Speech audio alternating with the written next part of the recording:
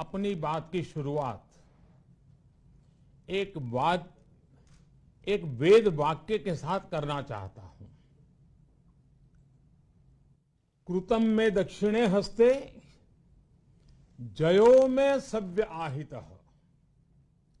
इस बात को भारत के संदर्भ में देखें तो बहुत सी, तो दूसरी तरफ उसे बड़ी सफलता भी मिली। कल 21 अक्टूबर को भारत ने 1 बिलियन 100 करोड़ वैक्सीन डोज का कठिन लेकिन असाधारण लक्ष्य प्राप्त किया है। इस उपलब्धि के पीछे 130 करोड़ देशवासियों की कर्तव्य शक्ति लगी है। इसलिए ये सफलता भारत की सफलता है, हर देशवासी की सफलता है। मैं इसके लिए सभी देशवासियों को हृदय से बधाई देता हूं। साथियों, 100 करोड़ वैक्सीन डोज ये केवल एक आंकड़ा नहीं है, ये देश के सामर्थ्य का प्रतिबिंब है, इतिहास के नए अध्याय की रचना है।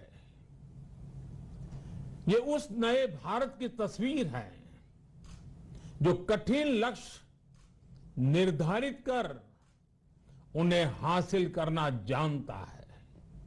ये उस नए भारत की तस्वीर है जो अपने संकल्पों की सिद्धि के लिए परिश्रम की पराकाष्ठा करता है।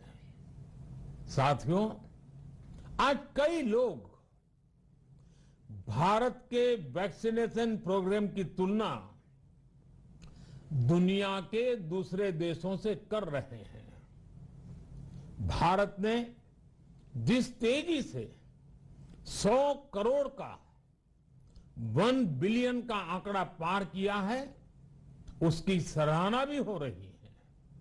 लेकिन इस विश्लेषण में एक बात अक्सर छूट जाती है कि हमने ये शुरुआत कहां से की है। दुनिया के दूसरे बड़े देशों के लिए वैक्सीन पर रिसर्च करना, वैक्सीन खोजना, इसमें दशकों से उनकी महारत है, एक्सपर्टाइज थी। भारत अधिकतर इन देशों की बनाई वैक्सीनेशन पर ही निर्भर रहता था। हम बाहर से मंगवाते थे। इसी वजह से जब 100 साल की सबसे बड़ी महामारी आई तो भारत पर सवाल उठने लगे, क्या भारत इस वैश्विक महामारी से लड़ पाएगा?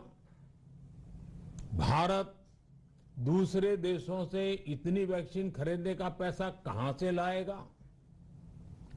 भारत को वैक्सीन कब मिलेगी? भारत के लोगों को वैक्सीन मिलेगी भी या नहीं? क्या भारत इतने लोगों को टीका लगा पाएगा कि महामारी को फैलने से रोक सके? भांति भांति के सवाल थे। लेकिन आज ये 100 करोड़ वैक्सीन डोज हर सवाल का जवाब दे रहा है। भारत ने अपने नागरिकों को 100 करोड़ वैक्सीन डोज लगाई हैं और वो भी मुफ्त, बिना पैसा लिए।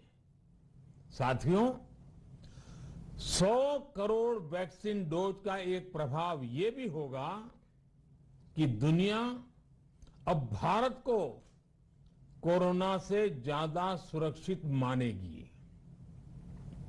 एक फार्मा हब के रूप में भारत को दुनिया में जो स्वीकृति मिली हुई है, उसे और मजबूती मिलेगी। पूरा विश्व आज भारत की इस ताकत को देख रहा है, महसूस कर रहा है। साथियों, भारत का वैक्सीनेशन अभियान सबका साथ, सबका विकास, सबका विश्वास और सबका प्रयास का सबसे जीवंत उदाहरण है। कोरोना महामारी की शुरुआत में ये भी आशंकाएं व्यक्त की जा रही थी कि भारत जैसे लोकतंत्र में इस महामारी से लड़ना बहुत मुश्किल होगा।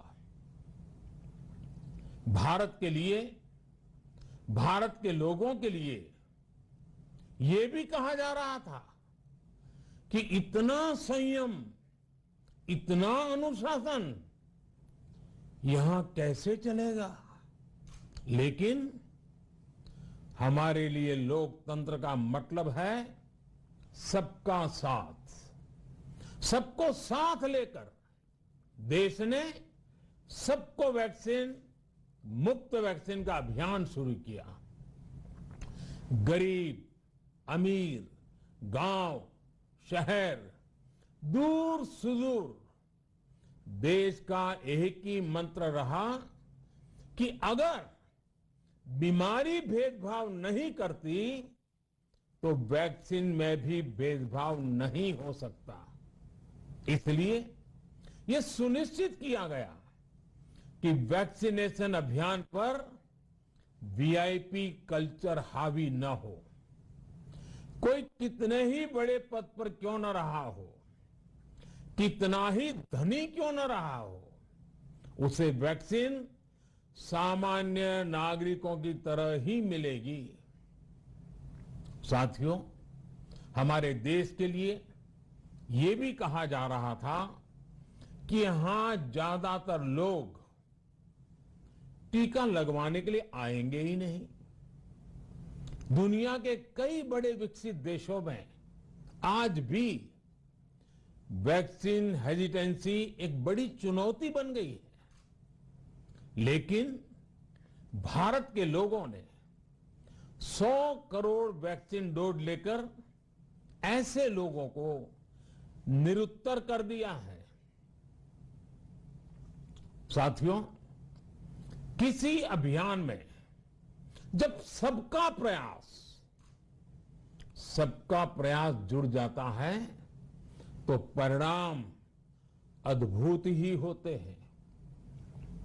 हमने महामारी के खिलाफ देश की लड़ाई में जन भागीदारी को अपनी पहली ताकत बनाया। फर्स्ट लाइन ऑफ डिफेंस बनाया। देश ने अपनी एकजुटता को ऊर्जा देने के लिए ताली, थाली बजाई, दिए जलाए। तब कुछ लोगों ने कहा था कि क्या इससे बीमारी भाग जाएगी। लेकिन हम सभी को उसमें देश की एकता दिखी, सामूहिक शक्ति का जागरण दिखा। इसी ताकत ने कोविड वैक्सीनेशन में आज देश को इतने कम समय में 100 करोड़ तक पहुंचाया है। कितनी ही बार हमारे देश ने एक दिन में 1 करोड़ टीकाकरण का आंकड़ा पार किया है। ये बहुत बड़ा सामर्थ्य है, प्रबंध कौशल है, टेक्नोलॉजी का बेहतरीन इस्तेमाल है, जो आज बड़े बड़े देशों के पास भी नहीं है। साथियों, भारत का पूरा वैक्सीनेशन प्रोग्राम विज्ञान की कोख में जन्मा है, वैज्ञानिक आधारों पर पनपा है और वैज्ञानिक तरीकों से चारों दिशाओं में पहुंचा है। हम सभी के लिए गर्व करने की बात है कि भारत का पूरा vaccination programme science born, science driven और साइंस बेस्ड रहा है। वैक्सीन बनने से पहले और वैक्सीन लगने तक इस पूरे अभियान में हर जगह साइंस और साइंटिफिक अप्रोच शामिल रही है। हमारे सामने चुनौती मैन्युफैक्चरिंग को लेकर भी थी, प्रोडक्शन को स्केल अप करने की भी थी। इतना बड़ा देश, इतनी बड़ी आबादी, उसके बाद अलग अलग राज्यों में, दूर दराज इलाकों में समय से वैक्सीन पहुंचाना, ये भी किसी भागीरथ कार्य से कम नहीं था। लेकिन वैज्ञानिक तौर तरीकों और नए नए इनोवेशन से देश ने इस चुनौतियों के समाधान तलाशे। असाधारण स्पीड से संसाधनों को बढ़ाया गया। किस राज्य को कितनी वैक्सीन कब मिलनी चाहिए, किस इलाके में कितनी वैक्सीन पहुंचनी चाहिए, इसके लिए भी वैज्ञानिक फॉर्मूले के तहत काम हुआ। हमारे देश ने कोविन प्लेटफॉर्म की जो व्यवस्था बनाई है, वो भी विश्व में आकर्षण का केंद्र है।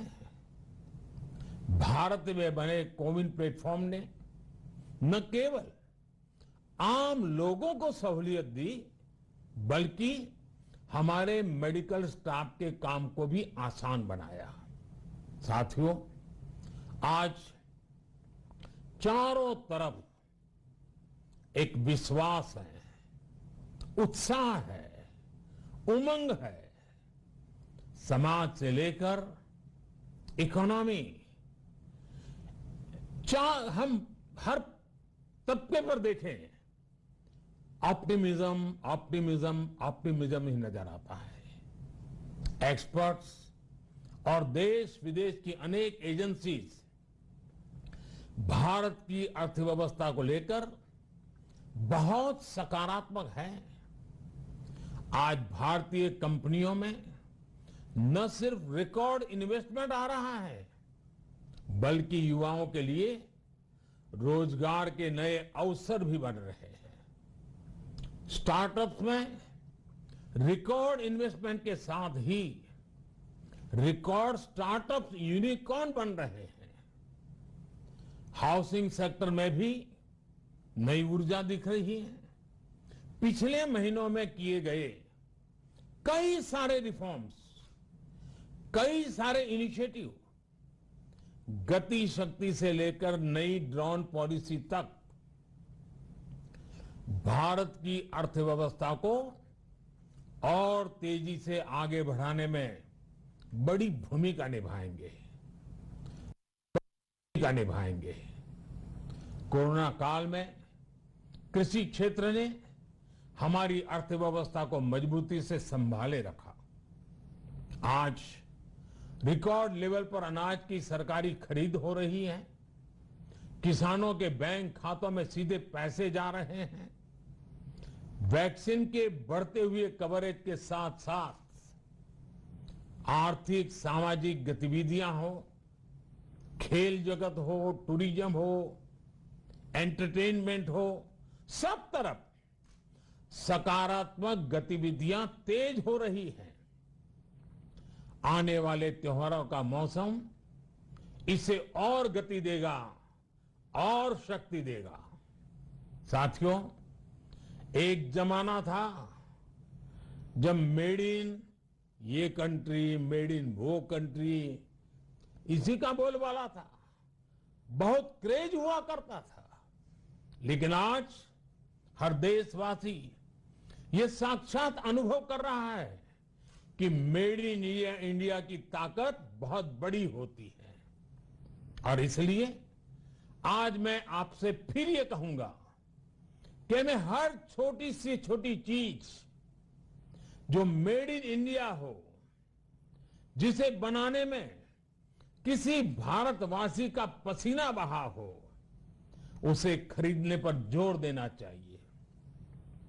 और ये सबके प्रयास से ही संभव होगा।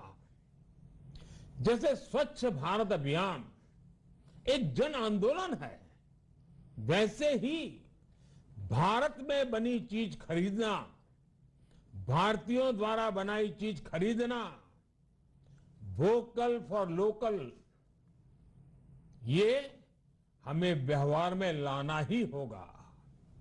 और मुझे विश्वास है सबके प्रयास से हम ये भी करके रहेंगे। आप याद करिए,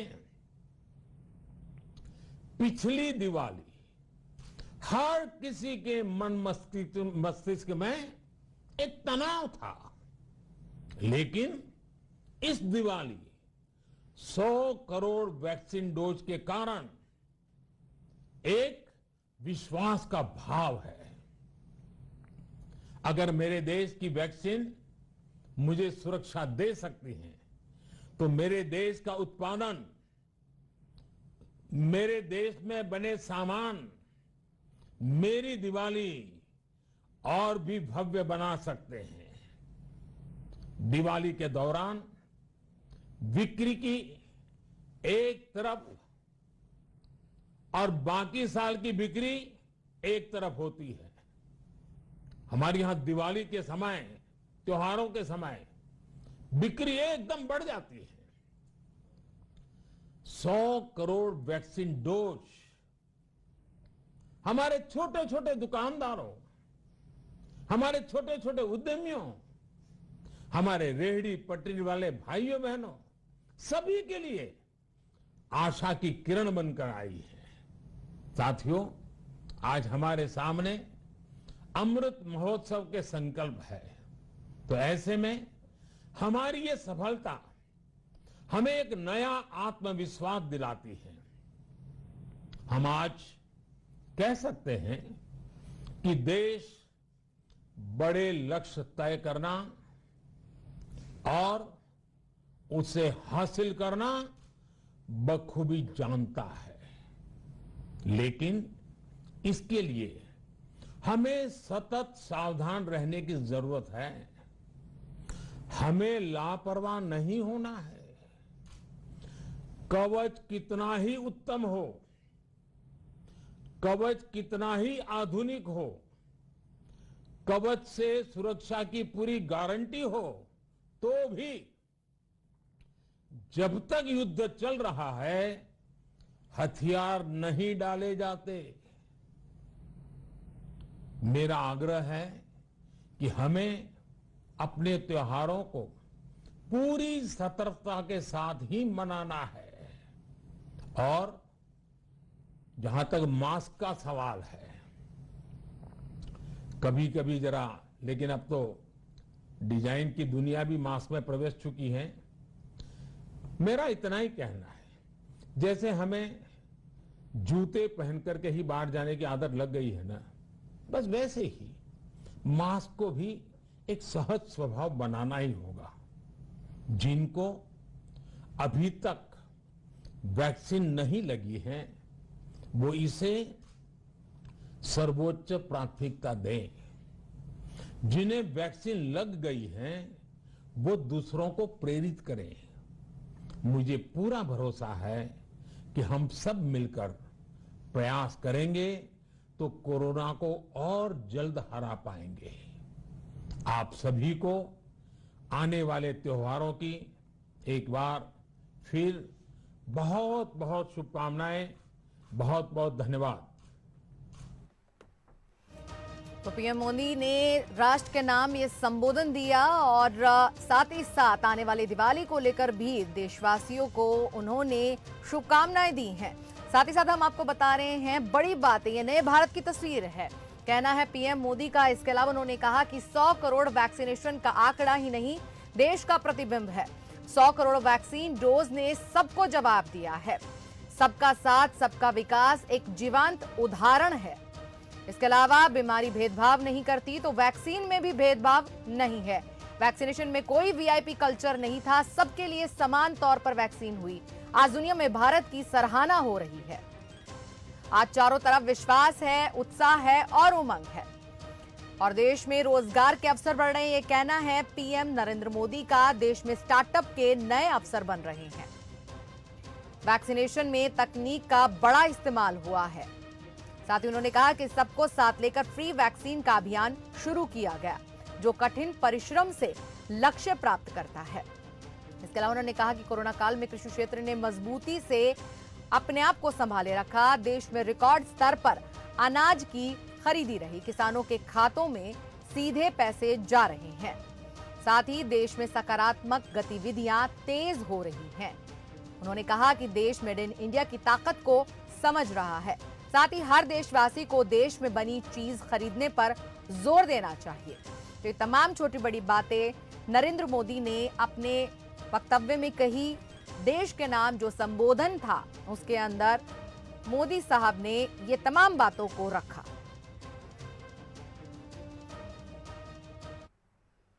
तो फिलहाल इस बुलेटिन में इतना ही। देश और दुनिया की तमाम खबरों के लिए देखते रहिए वंश न्यूज।